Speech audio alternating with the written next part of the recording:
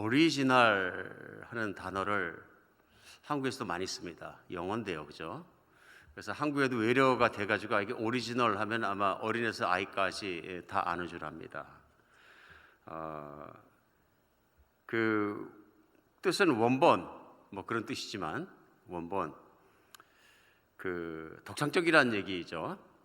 그래서 한국에서는 또 잘 쓰이는 단어 중에 하나가 원조라는 단어입니다. 원조. 저도 그렇게 많이 쓰지 않았습니다만은 요즘 한국에 원조라는 얘기는 굉장히 잘 쓰이는 단어인 것 같습니다. 원조는 첫대 조상, 시조라는 뜻이 있죠. 원조, 처음 시작한 사람. 첫 조상이라고 얘기할 수도 있다. 뭐 그렇게 해석하는 것 같습니다.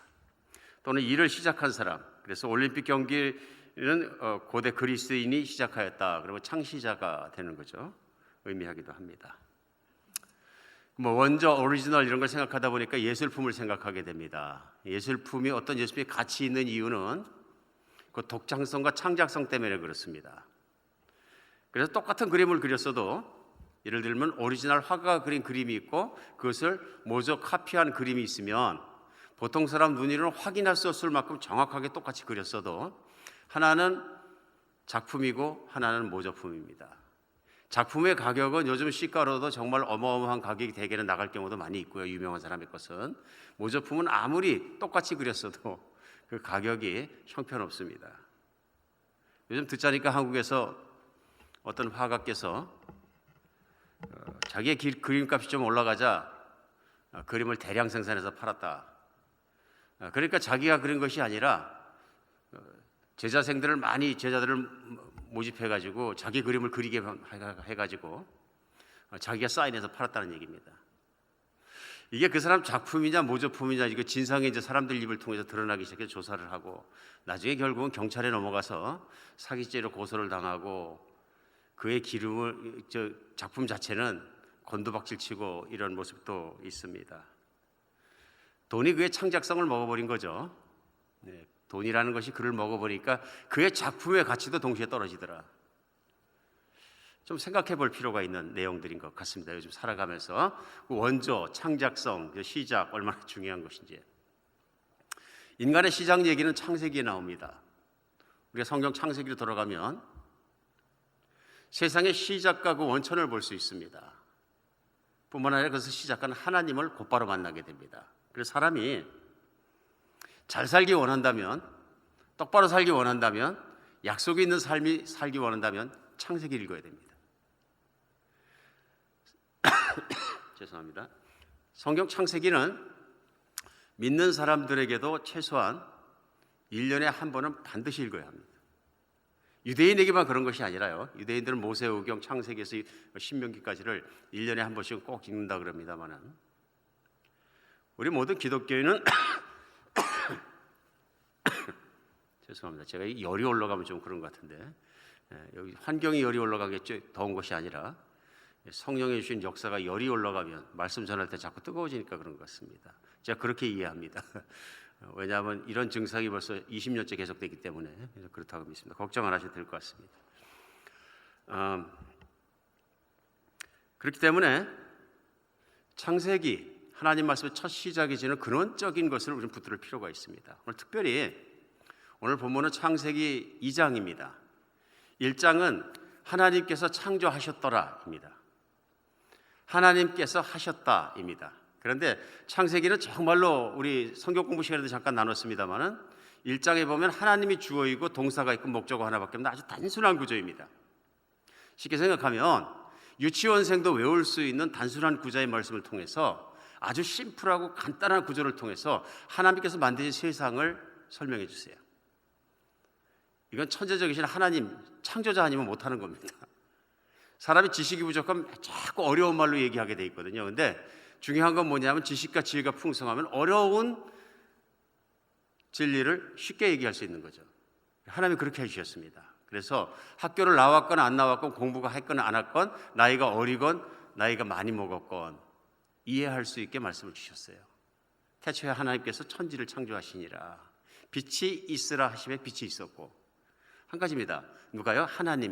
하나님께서 빛이 있으라 하심에 빛이 있었고 동사 하나, 목적어 하나입니다. 그게 전부 답니다. 그러나 뜻은 profound합니다. 2장에 넘어오면 내용이 좀 달라집니다. 1장에서 짧은 기간을 통해서 얼마나 그 큰 우주가 어떻게 만들어지고 그거에 대해서 딱 말씀 선포하시고 나서요, 2장에 들어오자마자 그 중심이 이동합니다. 그것이 뭐냐면 사람. 그래서 1장에서는 세상을 만들 때는 사람이 개입하지 못하기 때문에 모든 주어가 하나님입니다. 하나님이 하셨다입니다. 근데 2장 들어와서는 여호와 하나님께서 하시다가 또 사람이 이렇게 나옵니다. 이제는.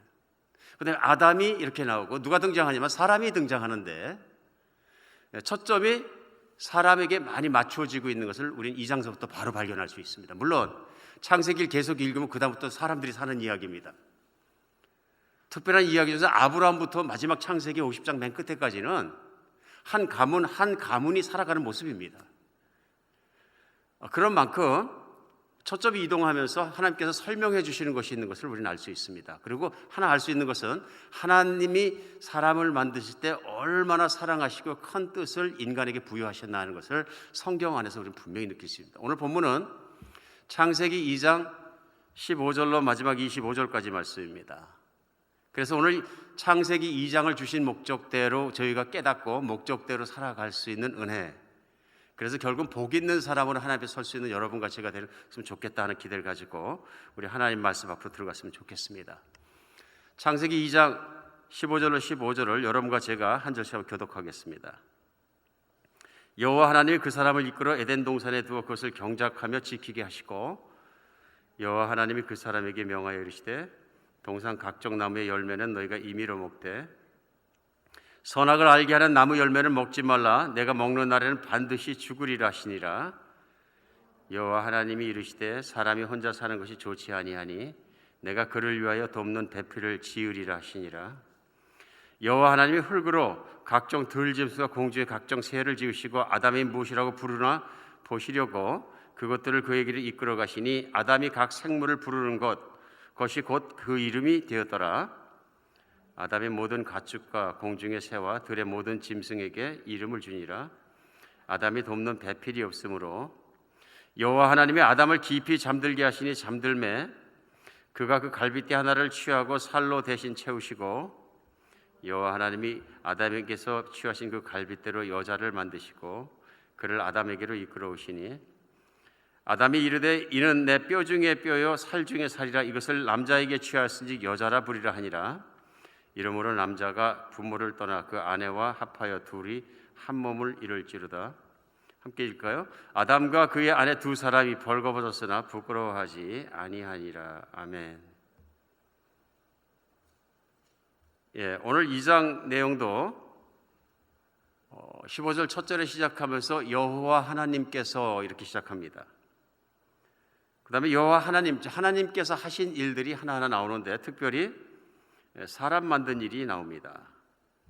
사람 만든 일이 나오자마자 그 다음에 사람에게 지시하신 것이 뭐냐 하면 에덴 동산에서 살게 하셨다. 그 사람을 이끌어 에덴에 있는 동산에 살게 하셨다. 그런 거거든요. 여기서 뭐가 나오냐면 지명이 나옵니다. 에덴이란 지명이 있는 낙원입니다. 그래서 살게 하신 목적이 뭐냐면 그 동산에 살면서 그 낙원에 살면서 경작하고 그것을 누리게 하신 겁니다. 그래서 각종 열매도 다 먹게 하시고 그래서 사람을 위해서 그걸 지으셨구나 하는 걸 알게 합니다. 특별히 여기에 쓰인 우리 성경문에 나온 대로 낙원이란 동산이란 뜻은 나중에 이제 헬라어로 그리스어로 번역할 때 낙원이란 단어로 되는데 예수님께서 강도에게 내가 오늘 오후에 나와 함께 낙원에 있으리라 하고 말씀하실 때 그 낙원 파라다이스라는 바로 파라다이스라고 영어로 부르는 그 낙원입니다. 그 낙원은 우리 예수님께서 말씀하실 때는 예수님이 계시고 백성이 있는 바로 천국을 얘기하는 거죠. 하늘나라를 얘기합니다. 오늘 그런데 이 땅에 임한 천국 하늘나라 어떤 것이냐면 하나님이 계시고 하나님이 지으신 인간이 있고 피조물들이 있는 겁니다. 이게 낙원이죠. 그래 하나님께서 인간을 왜 만드셨냐 하는 것을 쉽게 알 수 있습니다. 사랑하셔서 만드셨다는 것입니다. 하나님은 삼위일체 하나님이신데 하나님에게는 아들이 하나 있으신데 그것이 너무 좋으니까 그것을 더 좋게 할 수는 없지만 더 크게 할 수는 있기 때문에 당신의 형상을 닮은 사람을 만드셔서 이 가족의 커뮤니티를 크게 하셨다는 것을 우리는 금방 알 수 있습니다. 근데 그 중심이 뭐냐면 사람입니다. 오늘 사람을 그렇게 지으시고 낙원 안에 두시고, 그러므로 그 낙원은 누가 사는 곳이냐면 제일 먼저 하나님, 인간, 생물들입니다. 그러니까 창세기 2장에서는 저희가 참 눈여겨봐야 되고 묵상을 많이 해야 되는 부분이 뭐냐면요, 인간이 어떻게 살아야 가장 행복하고 좋은 것인지를 창세기 2장에서 벌써 다 가르쳐 주십니다. 하나님. 오늘은 그걸 우리가 찾았으면 좋겠습니다. 그래서 그 안에 있는 살아가는 모든 것 가운데 바르게 관계를 맺고 살아가는 것이 얼마나 중요한 것을 강조하십니다. 그래서 2장 들어와서는 이름들이 막 나오는 겁니다. 하나님도 이름이 있으시고요, 1장에서는 그냥 하나님입니다. 영어로 번역하면 God이고요, 원어대로 얘기하면 엘로힘입니다. 물론 복수죠, 삼위일체 하나님이시기 때문에. 근데 2장 들어와서는 영어로 저호바 God입니다. 여호와 하나님, 한국말로 번역된 대로 이름이 붙습니다, 앞에. 그런데 2장을 곰곰이 보면 다 이름이 있습니다. 강도 이름이 있고요, 동산도 이름이 있고요, 다 이름이 있습니다. 이 이름이 중요한 것입니다. 그리고 사람을 지으시고 첫사람을 특별히 하나님께서는 아담이라고 부르시는 겁니다. 그래서 우리 2장에서 알 수 있는 건 뭐냐면 모든 것이 이름이 붙고 이름으로 말미암아 불러진다는 얘기 뭐냐면요, 인격적으로 존중을 하고 개인적으로 존중을 하고 존중하고 있는 것을 볼 수 있습니다. 이 얘기는 뭐냐면요, 지명도 실제이고 사람도 실제이고 개인별로 불러주시고 하는 것은 관계를 설명하시는 겁니다. 하나님께서 모든 걸 만드시면서 관계를 설정하셨다 하는 거예요. 그래서 관계 속에 어떻게 살아가느냐 하는 그것이 인생을 결정합니다. 인생은 내가 얼마나 많이 벌었느냐, 내가 얼마나 이루었느냐, 뭐 그런 일이 아니라 인간이 한 인생을 살아가면서 어떤 관계 속에서 살아갔느냐, 그것으로 결정됩니다. 오늘 첫 번째 관계, 인간과 하나님의 관계입니다. 오늘 본문 16절 시작하자마자 이렇게 나옵니다. 17절까지. 여호와 하나님이 그 사람에게 명하여 이르시되 동산 각종 나무 열매는 내가 임의로 먹되 선악을 알게 하는 나무는 먹지 말라. 내가 먹는 날은 반드시 죽으리라. 중요한 말씀이에요. 동산이 있는데 동산 거 다 먹어도 되는데 거기에 나무 2개가 있습니다. 특징적으로 제일 먼저 생명나무가 있고요, 그 다음에 선악을 알게 하는 나무, 그 2가지 나무를 하나님께서 딱 말씀하셨습니다. 그런데 가만히 보면 이 2가지 나무 둘 다가 무엇과 관계 있냐면요, 인간의 생명과 관계가 있습니다. 그래서 생명나무는 생명나무 과실을 먹어야 인간이 영원히 삽니다. 하나님이 인간을 만들어 주실 때 우리 이렇게 생각할 수 있습니다. 그렇죠? 한번 태어났으니까 무조건 영원히 살게 만들어 주신 것이 아니라 생명나무 과실을 먹어야 살 수 있게끔 만들어 주셨습니다. 물론 오늘 이 말씀 드려서 어떤 분은 그 과실이 어디 가면 찾을 수 있나? 예, 있습니다. 있습니다. 예수님을 믿으면 그렇게 과실을 매일 먹을 수 있습니다. 그러니까 인간은 늘 생명 과실을 먹어야 되는 거죠. 이런 겁니다. 저는 이렇게 생각합니다. 과실을 먹었기 때문에 영원히 사는 것이 아니라 내가 그 과실을 하나님 앞에서 먹을 수 있는 것은 내가 하나님으로부터 영원한 생명을 매일 부여받고 있다는 상징입니다. 신약 성경을 읽다 보면 그런 말씀이 나옵니다. 너희 중에 많은 사람이 성찬식을 소홀히 여겨서 너희 중에 아픈 자가 많고 죽는 자도 있다. 성찬식 그 자체, 성찬식을 할 때는 그리스도의 피요 그리스도의 살이요 하고 우리가 떡을 떼고 포도주를 마십니다. 그러면 어떤 종교 집단에서는 이것은 실제로 예수님의 살이고 실제로 몸으로 내가 사제가 딱 선포하는 순간 변했다 이렇게 얘기합니다. 저희는 그렇게 생각하지 않습니다. 예수님께서 제자들과 성찬식을 하신 것은 상징이죠. 근데 굉장히 중요한 상징이죠. 너희가 내 살을 먹고 내 피를 마셨다는 상징이죠. 그리고 너희도 이것을 행하라. 그러신 건 뭐냐 하면 그것을 행함으로 그리스도의 몸과 그리스도의 피로 말미암아 그가 바치신 희생과 모든 것으로 말미암아 내가 살았고 영원히 살아간다는 것을 믿음으로 살아가는 거죠. 그렇기 때문에 그리스도를 믿는 가장 큰 상징은 성찬식에 참여하는 것입니다. 심볼릭한 거죠. 상징적인 것이죠. 오늘 물론 생명과의 생명나무의 얘기도 계속 나옵니다. 성경 안에서는. 특히 미래를 얘기할 때 사라져버린 생명나무. 그러나 분명한 건 우리에게 그리스도라는 생명나무가 계신 거죠. 그래서 요한계시록을 지나왔습니다만 요한계시록 맨 마지막에 보면 새 예루살렘이 회복되고 새 하늘과 새 땅 안에서 새 성전에서 살아갈 때에 그리스도의 보좌로부터 생명의 강이 흘러나오고 생명의 강 양쪽엔 당연히 생명나무 과실이 12그루나 있어서 주렁주렁 매달리더라. 상징성이죠. 하나님을 매일 교제하고 하나님을 믿는 사람에게 영원한 생명이 하나님으로부터 흘러나오는 것을 알게 하는 거죠. 무슨 말씀이냐면요, 세상을 창조하신 하나님에게 인간이 붙어있지 않으면 안 된다. 두 번째 선악과는요, 선악을 알게 하는 나무입니다. 이 말씀은 너희가 선악을 분별하고 선악을 알 것이 아니라 너희는 순전하고 온전해서 선만을 아는 사람으로 살아가길 원한다. 이게 하나님의 오리지널 인간을 창조하실 때의 뜻입니다. 어떤 사람들이 얘기하잖아요. 선악과를 안 만드셨으면, 거기에 안 두셨으면 인간이 타락하고 복잡하지 않을 걸. 아닙니다. 이게 무엇을 보여주냐면요, 하나님과 인간의 관계를 설정하십니다. 너희는 순전하기를 원한다. 영어로 뭐라 그래요? innocence 하기를 원한다. 그러니까 하나님이 원하시는 그 순수함을, 순결성을 잃어버리는 순간에, 선악을 알아버리는 순간에, 선악을 체험하는 순간에 인간은 더 이상 순결하지 않습니다. 돌아갈 수 없습니다.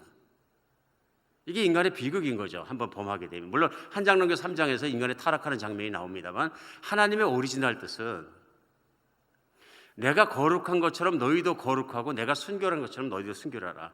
나는 선악을 알고도 선을 지키는 능력이 내 안에 있지만 너의 안에는 없기 때문에 너는 이 선악과를 먹으면 안 되는 것이, 내 말에 순종하고 살면 그것이 네가 살아갈 가장 순전한 길이라. 창세기 2장이 시작하자마자 하나님께서 선악과를 주신 특별한 뜻은 무엇이냐면요, 하나님 말씀 앞에 100% 믿고 100% 순전하게 하나님을 기쁜 마음으로 그것만을 따라가는 것이 얼마나 인간을 안전하고 행복하고 순결하게 하는지를 오늘 가르쳐 주십니다. 하나님과 인간 관계는, 하나님은 창조자이시고 인간은 피조물입니다. 하나님은 인간에게 명령할 수 있고 하나님이 인간에게 말씀하실 때는 인간이 그걸 100% 믿고 순전하게 따라가도록 지어주셨습니다. 그랬을 때 하나님과 친구도 될 수 있습니다. 그러나 하나님 말씀을 떠나게 되면, 거역하게 되면 죽는다. 무서운 경고가 에덴 동산은 같이 따르고 있습니다. 특별히 오늘 우리가 생각해야 되는 것은 하나님과 관계 속에서 살아갈 때 하나님을 바르게 따라가야 되는데, 그래서 성경은 하나님을 대할 때 경외라는 단어를 씁니다. 두렵고 떨리는 마음으로 하나님을 사랑해서 따라가게 되는 것입니다. 왜? 내가 할 수 없는 것을 하시고, 내가 할 수 없는 사랑도 하시고, 내가 할 수 없는 거룩함에 있고, 모든 걸 완벽하게 이루신 그 하나님 앞에 우리는 두려워하지 않을 수 없습니다. 사람을 하나님을 경외하도록 지어주셨습니다. 그리고 에덴 동산에는 사람만 있으면 되는 것이 아니라 하나님과 하나님은 사람을 사랑하셔서 사람을 다스려 주시고 보호해 주시고 같이 계셔 주시고, 사람은 하나님의 말씀을 전적으로 순종하고 따라가도록 지으시고, 이게 가장 아름다운 창조자와 사랑받는 피조물인 인간 사이에 가질 수 있는 관계의 조화입니다. 이 조화가 깨지면 인간에게 불행이 임합니다. 오늘 극단적인 불행이 뭐냐면 죽음이 들어온 거죠. 사람은 왜 죽는지 모릅니다. 지금까지 과학자도 사람의 몸을 연구해 보니까 왜 죽는지 그걸 정확하게 못 찾아요. 그걸 안다면 안 죽게 하려고 노력하겠죠. 수명이 많이 연장하려고 노력하겠죠. 근데 사람의 몸을 이렇게 보면은 계속 살 수밖에 없게 돼 있습니다, 사실은.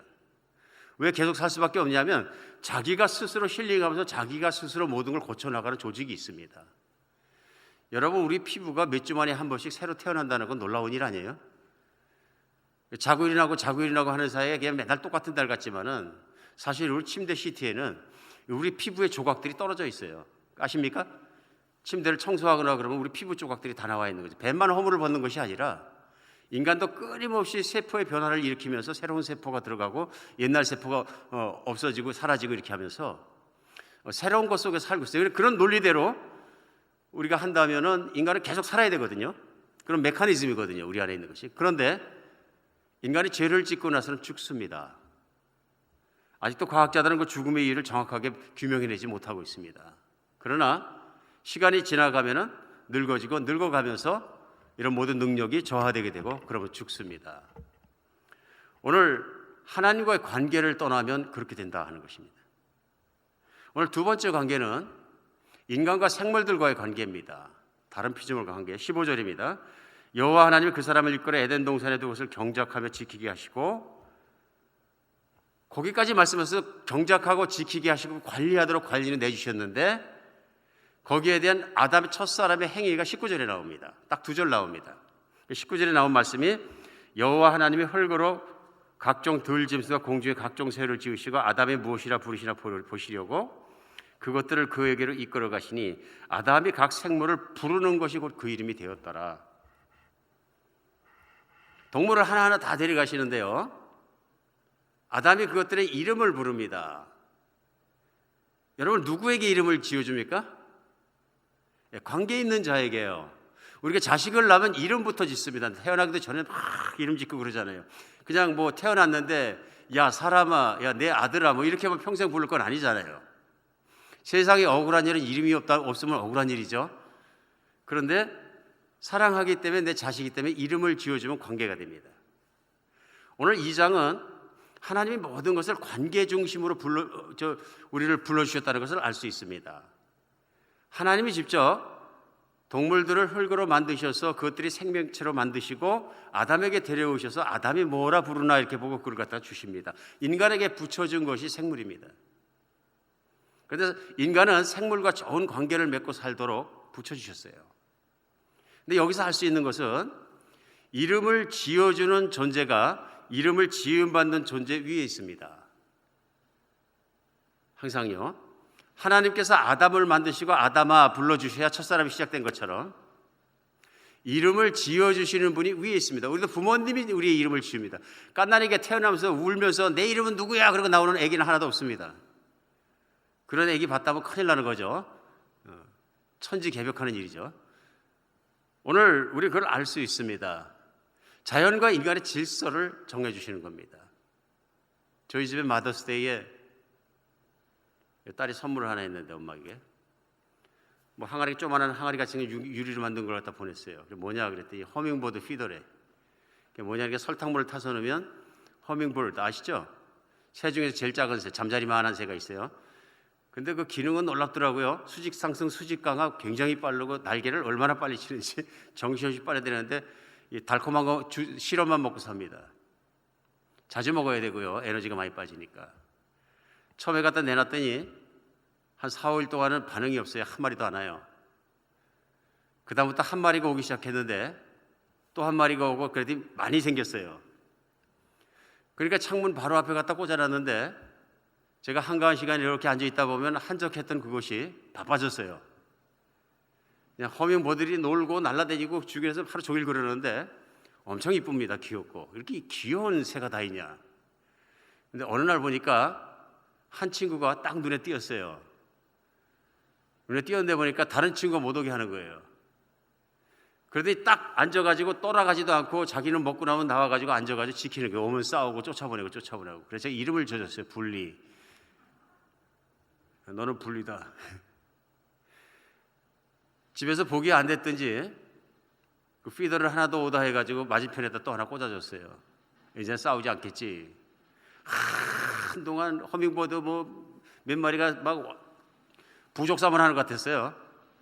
그런데 그쪽 허밍버드 그거를 지키는 또 다른 분리가 생겼어요. 그래서 이름을 지어줬어요. 분리2. 왜 그렇습니까? 허밍버드를 설탕물을 주지 않으면 그 아이들을 먹을 수가 없어요. 근데 그걸 계속 며칠 동안 몇 주간 계속 지켜오는 과정에 이 관계가 생기더라고요. 전에는 없었던 건데 그래 너희들도 내 가족이지 하는 생각 드니까 걱정이 생겼어요. 설탕물 안 타주면 큰일 날 텐데 겨울엔 특히 어디 갈 수도 없지 않나 그런 생각이 들었어요. 뭐 그런 것들이 관계라는 생각이 듭니다. 그래서 저희 집이 조금 시골 쪽으로 이사 가서 살다 보니까 그런 버드 피더를 하나 달아보자. 그래서 그 옆에다 씨를 잔뜩 넣어서 버드 피더를 넣어줬더니 또 재밌는 일이 생겼어요. 벌드가 막 수도 없이 많이 날라오는데요. 위에서 벌드가 먹다가 씨앗이 떨어지면 그 아래 스쿼럴이 먹습니다. 그러니까 위에는 버드들이 날리고요, 아래는 스쿼럴들이 이제 싸움을 합니다. 그런데 스쿼럴과 버드와 모든 것들이 또 조화롭게 땅에서 주워 먹는 걸 제가 보았어요. 이름 지어주고 싶어집니다. 너희들은 참 평화롭게 사는구나. 그랬더니 오늘 아침에도 제가 깜짝 놀라서 새벽 5시에 잠이 깨서 보니까 사슴이 뿔이 이만한 데 와서 보니까 벌드 피드에 있는 씨앗을 갖다 싹싹 다 핥아먹는 거예요. 너는 도둑이다. 근데 그러다 보니까 집안에 생각해 보니까 저희만 사는 게 아니라 동물이 많아요. 집 뒤에 나무 쌓아서 썩고 있는데 그라운드 혹도고 밑에다 집을 져서 또 한 두세 마리가 함께 살지요. 뭐 사는 것들이 되게 많습니다 보니까. 그래서 이것이 하나님께서 주신 살라고 주신 가족인가 보다 하고 생각을 하니까 따뜻한 마음이 되었어요. 만물은 관계를 맺고 사랑하라고 하나님이 주셨습니다. 근데 문제는 뭐냐면 동물이 사람 위에 올라갈 때도 있어요. 요즘 법이 그런 게 있어서 깜짝깜짝 놀랄 때가 있는데 사람을 한번 발로 차가지고 받은 심판에서 받은 형벌보다 고양이를 발로 한번 팍 차서 받은 형벌이 좀 엄중하다는 거 아십니까? 아마 내 고양이를 내가 발로 차는 걸 갖다가 옆에 주소 보고 신고해가지고 이제 잡혀가게 되면 연방법에 걸리게 됩니다. 심각한 벌을 받게 되죠. 사람이 동물 위에 있는데 언제부턴가 동물이 자꾸 사람 위에 올라가는 것도 또 잘못된 것입니다. 하나님이 정해준 질서들이 깨지고 조화를 깨뜨리기 시작하는 거죠. 뿐만 아니라 우리 하나님은 모든 자연을 인간이 잘 다스리도록 주셨는데 자연 환경을 가장 많이 망가뜨린 것은 사람입니다. 무섭도록 망가뜨렸고요. 지금도 망가뜨리고 오늘 아침에도 인도 양의 유조선 한 대가 고장이 나서 유리가 흘러나오는데 기밥해버렸다 그래요. 어떻게 할 수가 없어서. 그래서 뉴스에 나온 내용은 여기서 흘러나오는 유리는 너무 많아가지고 어떻게 할 수도 없고 거의 영원히 대양에 영향을 미칠 것이다 그러는 거예요. 뭐 그것뿐입니까? 자동차에서 나오는 매연은 또 어떻습니까? 요즘은 코로나 바이러스로 말미암아도 우리 행동에 제한을 받는데 인도만 해도 갔을 때 보면 뉴델리, 콜카타 이런 대도시들 보면은 숨을 쉴 수가 없어요. 공기를 숨 쉬는 건 우리 특권이거든요. 근데 한국도 마찬가지죠. 어릴 때 우리가 몇십 년 전에 숨 쉬었던 그 공기는 어디 갔는지 없어요. 공기만 먹어도 달콤했던 시절은 끝났다 그런 얘기죠. 누가 그럽니까? 인간이요. 왜요? 더 빨리 가고 싶고 더 편하고 싶고 더 편리하게 지고 싶은 거죠. 그래서 저는 빨리빨리나 인간의 조급성은 절대로 하늘로부터 온 것이 아니라고 믿습니다. 이건 타락한 세상이 만들어내는 거예요. 왜? 죽기 때문에. 인간은 죽기 때문에 죽음의 공포에 눌릴 사람은 급해져요. 조급해지고요. 빨리빨리고요. 마귀가 그걸 부채질하는 것 같아요. 시골 가면 좀 느긋느긋이 좀 살아남긴 하는데 도시는 전부 빨리빨리다 보니까 어떤 현상이 일어나면요. 세계 환경을 다 망가뜨려 버려요. 인간의 욕심이죠. 사람은 환경을 잘 다스리도록 붙여주셨습니다. 세계 환경보전 운동을 할 때 그리스도인들이 맨 앞에 서야 한다고 저는 믿습니다. 요즘은 엉뚱해져가지고 뭐 영화배우나 유명한 사람들이 헌금도 많이 하고 기금도 내가지고 환경보전하는데 앞에도 쓰고 막 그러던데 좋은 일이지만 우리 기독교들이 참 노력할 일입니다. 지구 환경을 보존하는 건 하나님의 뜻입니다. 오늘 마지막 관계가 뭐냐면 타인과의 관계인데요. 우리 하나님께서 18절에 여호와 하나님이 이르시되 사람이 혼자 사는 것이 좋지 아니하니 내가 그를 위하여 돕는 배필을 지으리라 하십니다. 사람은 혼자 사는 것이 좋지 않다 그러십니다. 창세기에서는 1장, 2장에는 하나님 보시기에 다 it was good입니다. 하나님 보시기에 좋았더라요. 여기서 it is not good, 다른 not good이 나옵니다. 기가 막힌 일입니다. 그것이 뭐냐? 첫 번째 하신 말씀이 사람은 혼자 사는 게 나쁘다 그러십니다. 왜 그럴까요? 사람은 공동체를 이루고 관계 속에 살아가도록 창세기 2장부터 지어주셨습니다. 창세기 2장부터. 그래서 하와를 만드시고 하와를 아담에게 데려오니까 21절에 보니까요. 여호와 하나님이 아담을 깊이 잠들게 하시며 잠들며 그의 갈빗대 하나를 취하여 살로 대신 채우시고 22절 여호와 하나님이 아담에게 취하신 그 갈빗대로 여자를 만드시고 그를 아담에게 이끌어오니 아담이 이르되 이는 내 뼈 중에 뼈요 살 중에 살이라 이것을 남자에게서 취하시니 여자라 부리라 하니라. 이러므로 남자가 부모를 떠나 그 아내와 합하여 둘이 한 몸을 이룰지로다. 물론 결혼식에 많이 쓰는 말씀이죠. 근데 근본적으로 인간이 다른 인간과 어떻게 살아야 하는에 대한 관계에 대해서 하나님이 인간의 시작 때부터 설정해 주신 법입니다. 인간은 사람 속에 살아야 행복하다. 인간은 사람 속에서 사랑의 관계를 맺고 살아야 온전해진다. 혼자 살면 온전하지 않다 그러시는 거예요. 요즘 또 갑자기 혼자 되신 분들 또 말씀 속에 상처받지 않을까 걱정은 되는데요. 그래서 하나님이 주신 게 뭐냐면 교회라는 공동체입니다. 가족과 공동체거든요. 하나님이 주신 기관 중에 성경 구약에 보면 가장 소중하게 다루는 것이 가족이라는 공동체예요. 그래서 창세기에 나오는 노아도 그렇고 아브라함도 그렇고 그다음에 계속되는 건 뭐냐면요. 족장의 시대입니다. 족장이라는 건 아브라함과 말미암아 한 가정이 어떻게 되느냐 그 가문의 복을 주신 내용이 나오는 거예요. 가족이 얼마나 중요한 것을 성경에서 우리 분명히 가르쳐 주십니다. 그런데 우리 주님께서는 주님이 오시고 나서 새로운 가족이 생겼어요. 열방의 이방인들까지 참여하는 그게 뭐냐면 교회라는 가족이에요. 이 교회라는 새로운 커뮤니티가 생기니까 이 교회라는 새로운 믿음의 공동체, 가족 공동체 이 커뮤니티 안에 예수님께서 주인이시기 때문에 새 계명 하나를 딱 주신 것이죠. 그게 뭡니까? 너희 서로 사랑하라 하나 딱 주셨어요. 왜 새 계명이에요? 교회 공동체는 그리스도가 오심으로 시작됐거든요. 예수님을 믿음으로 구원받고 하나님의 가족이 된 모든 사람이 함께 살아가는 이 공동체를 묶는 이 공동체에 살아가는 유일한 것이 무엇이냐면 서로 사랑하는 거예요. 내가 너희를 사랑할 것까지 너희도 서로 사랑하라. 너희가 서로 사랑하면 세상이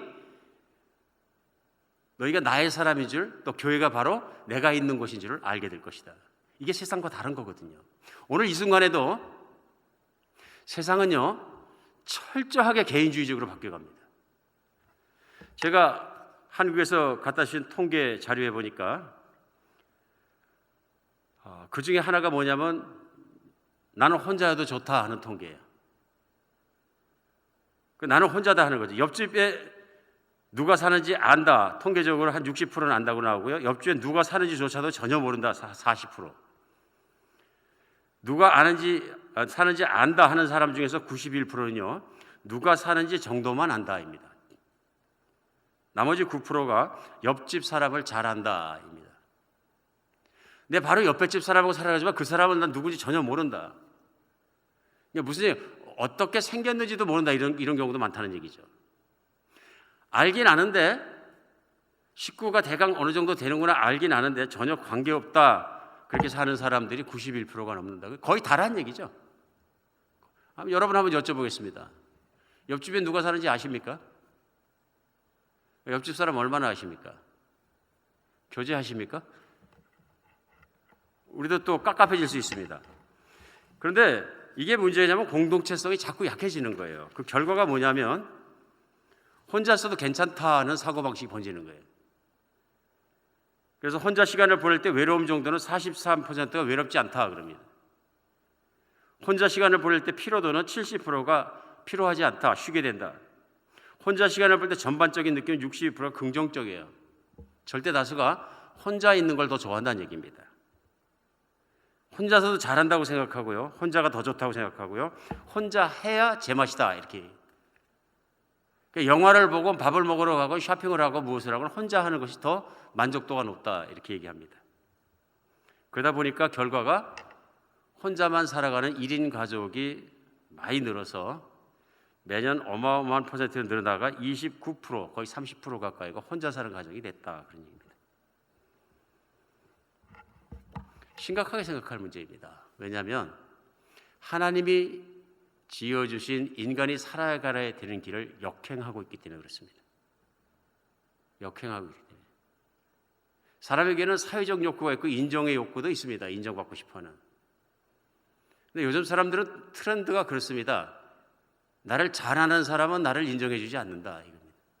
그러므로 일면식도 없고 나를 전혀 모르는 사람한테 인정을 구하는 것이 훨씬 빠르다는 것입니다. 그러니까 전혀 모르는 사람들에게 유튜브를 보내고 유튜브가 팔리고 사람들이 들어오고 거기에 클릭수가 올라가고 좋아요가 막 뜨기 시작하면 행복해집니다. 그 사람은 나에 대해서 모르고 나는 내가 잘하는 거 좋은 것만 보여주면 되는 것이거든요.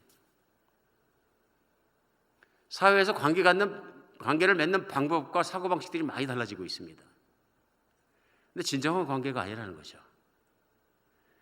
나는 여전히 내면에서 외로움을 느끼고 할 수 있는데도 사람은 진정한 관계 속에 들어가지 않는 것을 볼 수 있습니다.